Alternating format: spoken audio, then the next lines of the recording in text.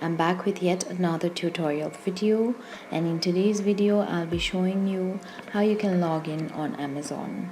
Before starting the tutorial, I'd like to let you know about Amazon. Amazon is an app where you can browse, search and buy millions of products.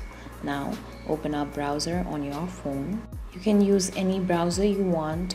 For now I'm going to open Google Chrome. After you open up browser, search amazon.com on your search bar. This way you'll directly land on Amazon's website. On top right hand side, there you'll see the option of sign in. Tap on it.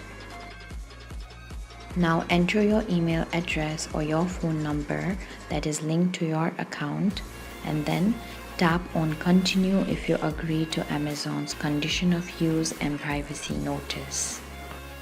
After that, enter your password. After you're done, tap on sign in. This way you can log in on Amazon.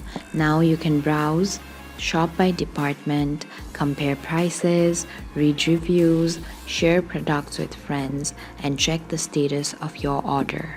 Thank you for watching. If you like this video, please hit the like button.